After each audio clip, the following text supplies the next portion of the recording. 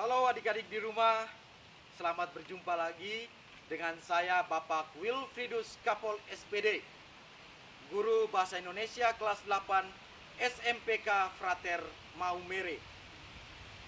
Pada pertemuan-pertemuan sebelumnya, saya dan juga adik-adik di rumah telah sama-sama mempelajari tentang bagaimana menggali informasi, menentukan unsur-unsur, melihat struktur, dan bagaimana menyajikan sebuah teks berita. Pada kesempatan ini, saya mengajak adik-adik untuk melihat bagaimana dengan teks, slogan, poster, dan juga iklan. Sebelum kita masuk kepada inti pembahasan materi kita, sekali lagi saya ingatkan adik-adik yang ada di rumah untuk mempersiapkan diri, menyiapkan alat pembelajaran sehingga proses pembelajaran kita pada kesempatan ini dapat berjalan dengan baik. Mari kita memulai pembelajaran kita.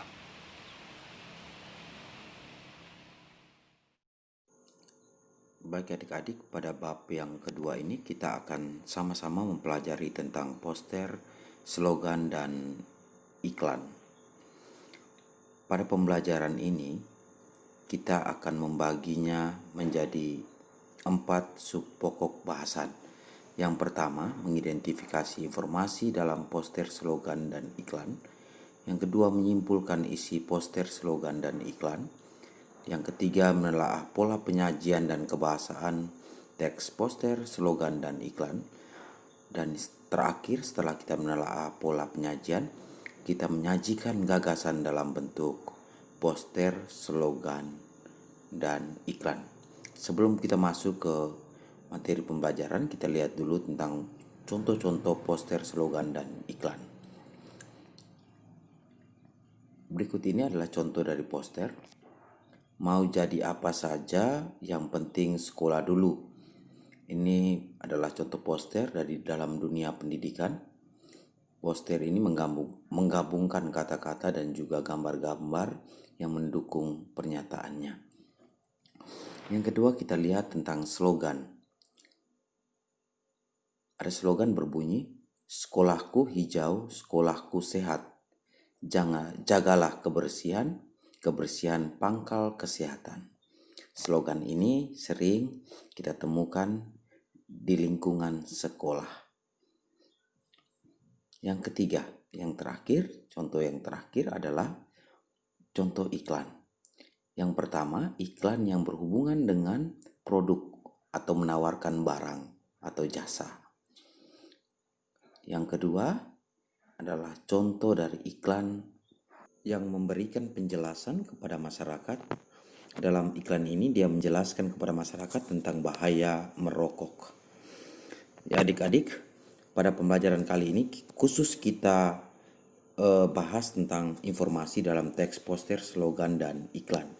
Dalam poster, slogan, dan iklan itu pasti mengandung informasi untuk menambah pengetahuan pembaca.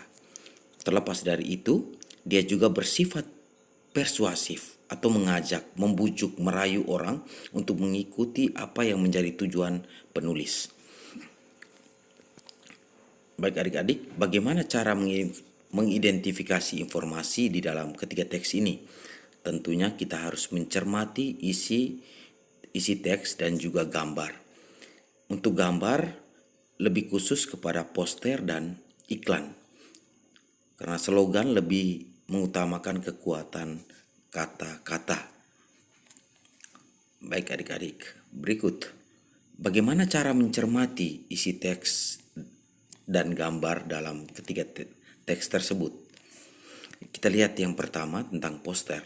Dalam poster pasti ada perpaduan antara kata-kata dan juga gambar. Di sini kita lihat, hijaukan kembali untuk masa depan bumi kita. Ia mengajak kita untuk menghijaukan kembali hutan yang telah rusak demi masa depan kita. Selain tulisan ini, ia juga menggunakan gambar untuk menjelaskan kepada masyarakat cara untuk menghijaukan kembali, yaitu dengan menanam pohon. hal ini dia jelaskan lewat gambar. Baik adik-adik, itu kita lihat poster.